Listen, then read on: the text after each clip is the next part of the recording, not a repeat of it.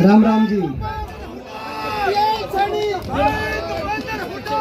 भाई शांति का दान दे जरा। राम राम जी।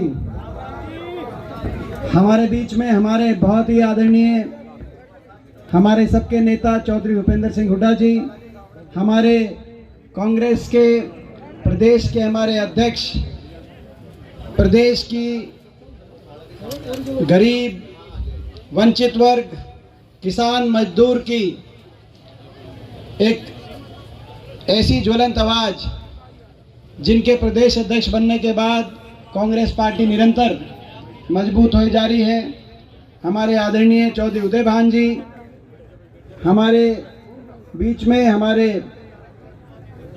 अशोक अरोड़ा जी, आदरणीय हरमिंदर सिंह चट्ठा जी, कुलदीप शर्मा जी, आज के कार्यक्रम के हमारे आयोजक मेजबान, जिनको मैं बहुत बहुत बधाई देना चाहता हूं आज के इस सफल कार्यक्रम के लिए, जन आक्रोश रैली के लिए। हमारे बहुत कांग्रेस पार्टी के जो हैवीवेट नेता हैं और ऐसे पूरे उत्तर हरियाणा ही नहीं, हरियाणा के एक एक कोने में मैं समझता हूं कि बिशन लाल सैनी जी की अपनी साख है। विधानसभा में जब ये खड़े होकर बोलते हैं, आपकी पैरवी करते हैं, तब उस समय पूरा प्रदेश देखता है। थोड़ा ही बातों में गागर में सागर भर देते हैं और आपकी अच्छे से लड़ाई लड़ते हैं। और आपकी सही बात है कि ये कुछ ऐसा सहयोग रहा है कि बिशन लाल सैनी जी को जब आपका आशीर्वाद मिला है तो जो है ये विपक्ष में इनका समय ज़्यादा रहा है। मगर आज मैं विश्वास के साथ कह सकता हूँ, आज तो जन आक्रोश रैली है। अगले दशहरे के बाद, अगले हरियाणा दिवस पर यहीं हम रैली करेंगे और विजय रैली करेंगे आपकी सरकार बनाकर, और बिशन लाल सैनी जी उस सरकार में के मजबूत स्तंभ के रूप में मैं समझता हूँ रहेंगे। हमारे भाई विधायक वरुण मौलाना जी, भाई हमारे विधायक मेवा सिंह जी, हमारे विधायक सुभाष देशवाल जी, विधायक जयवीर वाल्मीकि जी, पूर्व मंत्री सुभाष चौधरी जी, विधायक इंद्रराज नरवाल जी, विधायक बलबीर वाल्मीकि जी, दिलूराम बाजीगर जी, पूर्व मंत्री, रंगा साहब पूर्व मंत्री, राकेश कंबोज जी, राजकुमार वाल्मीकि जी, भीमसेन मेहता जी, चौधरी लहरी सिंह जी, विजेंद्र कादियान जी, जरनैल सिंह जी, हमारे पदम सिंह दहिया जी, सुल्तान सिंह जडोला जी, हमारे भाई नरेंद्र जी, बहुत से हमारे सभी, हमारे भाई सुरेंद्र पवार जी, हमारे विधायक सोनीपत से, वो भी यहाँ पे उपस्थित हैं। बहुत सभी पिता तुल्य बुजुर्ग, नौजवान साथी, मातृशक्ति, बहुत देर से आप लोग बैठे। मैं तो संक्षिप्त में अपनी बात आपके बीच में मैं रखना चाहता हूँ। सबसे पहले हरियाणा दिवस की मैं भी आप सबको बहुत बहुत शुभकामनाएं देता हूँ। आज हरियाणा दिवस भी है, और ये बात भी सही है कि आज ऐसे समय में जन आक्रोश रैली की जा रही है जब चुनावी वर्ष में हमने प्रवेश कर दिया, चुनाव की बिगुल बज चुकी है। अभी 5 स्टेटों के चुनाव हो रहे हैं, 5 प्रदेशों के चुनाव के 2 महीने के बाद लोकसभा चुनाव होंगे, यानी कि आज से 3-4 महीने के बाद, और उसके 4 महीने बाद विधानसभा चुनाव होंगे। अगर आचार संहिता का समय निकाल दें तो इस सरकार के पास मात्र 6 महीने और 20 दिन, इस सरकार के पास 7 महीने से कम का समय बचा है। अगर हम चुनाव आचार संहिता का समय निकाल दें, अगर चुनाव निर्धारित समय पे होते हैं, तो जब आखिर 6-7 महीने की सरकार का कार्यकाल बच जाए तो जनता का सोचने का कार्यकाल शुरू हो जाता है कि सोच विचार के फैसला करें, इन्हीं को आगे मौका दे या बदलाव प्रदेश में, देश में लाने का काम किया जाए। ये जनता का, आपका, हमारा सोचने का समय। आज खट्टर सरकार, ये बीजेपी जेजेपी की सरकार, 9.5 साल की सरकार के कार्यकाल के बाद हरियाणा की दुर्दशा आपसे हमसे छुपी नहीं है। जो प्रदेश 2014 से पहले, जब कांग्रेस की सरकार थी, हुड्डा साहब के नेतृत्व में, जो प्रदेश उस समय देश में विकास में नंबर 1 था, किसान के हकों के फैसले में देश में जिस प्रदेश का जिक्र आता था, चाहे गन्ने के भाव की बात हो, पॉपुलर के भाव की बात हो, किसान के कर्ज माफी की बात हो, कोऑपरेटिव के कर्जे की माफी की बात हो, गरीब कल्याणकारी योजनाओं में जो प्रदेश देश में नंबर 1 आता था कांग्रेस के समय, चाहे 100 गज के प्लॉट कांग्रेस के समय देने की बात रही हो, चाहे मकान हरियाणा के अंदर 3.5 लाख परिवारों को मकान देने की बात रही हो, 20 लाख गरीब परिवार के बच्चों को स्कूल में वजीफा देने की बात रही हो, पीने के पानी की टंकी टूटी का उस समय फैसला रहा हो, राशन डिपो पर केवल अनाज के साथ, चाहे उस समय दाल तेल चीनी की व्यवस्था की बात रही हो, गरीब कल्याण की बात थी, हम देश में नंबर 1 आते थे, चाहे बुढ़ापा पेंशन उस समय देश में नंबर 1 थी, किसान के हकों के फैसले में नंबर 1 थे, खिलाड़ियों के सम्मान में नंबर 1 प्रदेश का नाम था कि सबसे ज्यादा खिलाड़ियों का सम्मान ही है। आज वो प्रदेश 9.5 साल की इस खट्टर सरकार के बाद, बीजेपी की सरकार के बाद विकास में तो हम पिछड़ गए। देश में 17वें नंबर पे, नंबर 1 अगर पहुंच गए देश में, तो आज बेरोजगारी में देश में नंबर 1, हर घर में एक नौजवान पढ़ा लिखा बेरोजगार, बेरोजगारों की फौज खड़ी होगी हरियाणा में।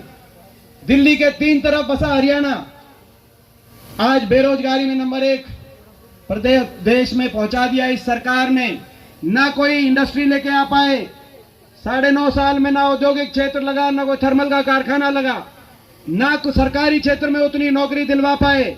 सरकारी क्षेत्र में या तो नौकरियां समाप्त कर दी गई या उनको कच्चों में बदल दिया गया, जैसे अग्निपथ के माध्यम से फौज की बात हो या हरियाणा कौशल निगम के माध्यम से हरियाणा की कच्ची नौकरियों की बात हो। और उसके बाद अगर फिर भी कोई भर्ती निकली तो या घोटालों की भेंट चढ़ गई।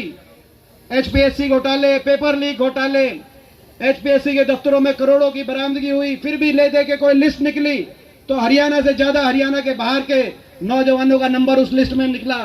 एसडीओ की भर्ती हुई, 80 में से 78 बाहर के एसडीओ इलेक्ट्रिकल में, 99 में से 77 बाहर के। अभी असिस्टेंट प्रोफेसर टेक्निकल की लिस्ट निकली 156 में से केवल 53 हरियाणा के, 103 बाहर के। ऐसी प्रदेश में सरकार जिसने प्रदेश के नौजवान को बेरोजगारी की गर्त में धकेल दिया, कोई नशे की तरफ, कोई डिप्रेशन की तरफ, कोई अपराध की तरफ, और कई घर बार बेच के विदेश की तरफ बॉर्डर पार करते ही गांव के अंदर पटाखे छोड़े जाएं, ऐसा माहौल बना दिया। जहां पढ़ने के, एजुकेशन के, कोचिंग के केंद्र थे शहरों में, आज विदेश में जाने के केंद्र, अपना सब कुछ बेच के बाहर चलो। हरियाणा के अंदर भविष्य की तरफ कितना निराश होगा हरियाणा का नौजवान। आज बेरोजगारी में देश में नंबर 1, महंगाई में देश में नंबर 1, सबसे ज्यादा महंगाई, सबसे ज्यादा वैट, डीजल, पेट्रोल, रसोई गैस का सिलेंडर, बच्चों की स्कूल की फीस, बिजली के बिल, देश में सबसे ज्यादा। आज अगर महंगाई कहीं है तो इस सरकार में, हरियाणा में सबसे ज्यादा वैट भी हरियाणा में, सबसे महंगी बिजली भी हरियाणा में है, और सबसे कम राहत भी हरियाणा में है। कोई राहत मांगे, कर्मचारी ओल्ड पेंशन स्कीम मांगे, उन पे लाठीचार्ज, पंचायतें अपना अधिकार मांगे, उन पे लाठीचार्ज, आंगनवाड़ी आशा वर्कर अपना मानदेय बढ़ाने की बात करें, उन पे लाठीचार्ज, किसान एमएसपी के लिए न्याय मांगे, उन पे लाठीचार्ज। तो महंगाई, बेरोजगारी, हर वर्ग पे अन्याय और ऐसा अहंकार। मुख्यमंत्री जी 9.5 साल तक तो निकले नहीं चंडीगढ़ से, अब बाहर निकले हैं, जन संवाद कर रहे हैं, लेकिन वो जन संवाद कम है, जन अपमान ज्यादा है। जहां जाते हैं वहीं जनता में से कोई खड़ा होकर कोई जायज बात बोल दे, उसी का अपमान करते हैं। अभी एक जगह गए तो एक महिला ने कहा कि हमारे यहाँ बेरोजगारी इतनी है, कोई फैक्ट्री खुलवाने का काम करिए। तो उन्होंने कहा कि आप फैक्ट्री की क्या बात करते हो, इनको चंद्रयान पे बिठा के इनको चांद भेज दो। आपने देखा होगा। ये किसी एक और महिला ने कहा कि मैं विधवा हूं और मेरा 22 साल का बच्चा चिट्टे से और नशे से चला गया, उसकी डेथ हो गई। आप ये काम बंद करवाइए, नशा बेचने का काम यहाँ पे बीजेपी का एक आदमी करता है। सिरसा में एक लेडीज ने कहा, बोला इन्हें उठा के बाहर फेंकवा दो। एक और किसी ने कहा, एक नौजवान ने बोला आप फला पार्टी से लगते हो, इसकी पिटाई करवाओ। ये शब्द अहंकार के शब्द हैं, पिटाई करवाना। अभी पीछे करनाल में कहा कि ये जो सारी सिक्योरिटी ये ऐसे नहीं रखी, इन्हें धक्के मार के आपको बाहर कर सकती। ये अहंकार, काम कुछ किया नहीं, हरियाणा को विकास की पटरी से उतार दिया। बेरोजगारी में, महंगाई में, भ्रष्टाचार में जेजेपी के साथ समझौता, भ्रष्टाचार का, खुले भ्रष्टाचार का समझौता। ऐसा खुला भ्रष्टाचार कहा था जेजेपी ने 5100 बुढ़ापा पेंशन पे समझौता कर रहे हैं बीजेपी को, क्योंकि दोबारा से सरकार नहीं बनती उस समझौते के बिना। आपको पता है 5100 बुढ़ापा पेंशन तो आई नहीं, लेकिन महकमे बांट लिए। माइनिंग का महकमा किसके पास, कौन माइनिंग के माध्यम से लूटेगा, कौन शराब के माध्यम से लूटेगा, कौन एक्साइज के माध्यम से लूटेगा। एक के बाद एक ऐसे घोटालों की लिस्ट आज भ्रष्टाचार की भेंट चढ़ गया हरियाणा। आज हरियाणा दिवस है। आओ इस हरियाणा दिवस पे मैं अंत में यही कहना चाहता हूं, हमें संकल्प लेना पड़ेगा दोबारा। हमारे बड़े बुजुर्गों ने लड़ाई लड़कर, आपके हमारे सभी ने लड़ाई लड़के इस प्रदेश हरियाणा प्रदेश को, हमारे भारतवर्ष में जन्म मिला 1966। उसके बाद हरियाणा लगातार आगे बढ़ा। आज दोबारा से हरियाणा दिवस पे हमें संकल्प लेकर का समय है। आज हम संकल्प लें कि हरियाणा ऐसा प्रदेश ना हो जहां सबसे ज्यादा बेरोजगारी हो, बल्कि हरियाणा एक ऐसा प्रदेश हो जहां सबसे ज्यादा रोजगार का सृजन हो। हम संकल्प लें हरियाणा ऐसा प्रदेश ना हो जहां किसान पे अत्याचार सबसे ज्यादा हो, 750 किसानों को अपनी जान कुर्बान करनी पड़े, मगर हरियाणा ऐसा प्रदेश हो जहां देश में सबसे ज्यादा किसान का मान सम्मान हो। हरियाणा ऐसा प्रदेश हो। आओ हम संकल्प लें हरियाणा ऐसा प्रदेश ना हो जहां गरीब को सबसे ज्यादा महंगाई का सामना करना पड़े, बेरोजगारी का सामना करना पड़े, बल्कि एक हरियाणा ऐसा प्रदेश हो जहां गरीब कल्याण के ऐसे फैसले लें जैसे 100 गज के प्लॉट का हमारा फैसला था, जब गरीब को मकान का फैसला था, गरीब की पेंशन का फैसला था। आओ हम संकल्प लें हरियाणा ऐसा प्रदेश ना हो जहां पे हमारे खिलाड़ियों का अपमान हो, हमारी बेटियों को दिल्ली की सड़कों पर खिलाड़ी बेटियों को घसीटा जाए। जिन खिलाड़ियों ने देश का मान सम्मान ऊपर किया, उन खिलाड़ियों का अपमान हरियाणा में ना किया जाए। हरियाणा ऐसा प्रदेश हो जो देश का मान बढ़ाए, खिलाड़ी उनका मान सम्मान हरियाणा बढ़ाने का काम करे, घटाने का काम ना करे। ये हम संकल्प लें। आओ हम संकल्प लें कि हरियाणा ऐसा प्रदेश हो जहां दोबारा से गन्ने का भाव, पॉपुलर का भाव, धान का भाव दोबारा से देश में डंके की चोट पे सबसे ज्यादा हो, जहां बुढ़ापा पेंशन दोबारा से देश में सबसे ज्यादा हो, जहां विकास का दर दोबारा से देश में सबसे ज्यादा हो, जहां आपस का भाईचारा दोबारा देश में सबसे ज्यादा मजबूत हो, और जहां पे विश्व स्तरीय विकास पूरे देश के सामने एक उदाहरण के रूप में आगे आए और देश में सबसे आगे हमारा हरियाणा पहुंचे। इस संकल्प के लिए लड़ाई लड़नी पड़ेगी। इस सरकार को, जो जिस सरकार ने जनता का बहुत नुकसान कर दिया, इस सरकार से लड़ाई लड़नी पड़ेगी। अगले ये जो 6-7 महीने हैं, इस लड़ाई में मैं पूछना चाहता हूँ रादौर वालों से कि भाई इस लड़ाई में रादौर किसी से पीछे तो नहीं रहेगा, आपका साथ और सहयोग मिलेगा कि नहीं मिलेगा? और हाथ उठा करके उठा। इस लड़ाई में रादौर का अगर साथ मिलेगा तो मैं विश्वास दिलाता हूं आपको, ज्यादा लंबा समय बाकी नहीं है, ज्यादा समय आपको इंतजार नहीं करना पड़ेगा। जल्द हरियाणा दोबारा से खुशहाली और तरक्की की उस रास्ते पे जाएगा जहां पे आप हरियाणा को देखना चाहते हैं। आपका बहुत बहुत धन्यवाद। जय हिंद। धन्यवाद।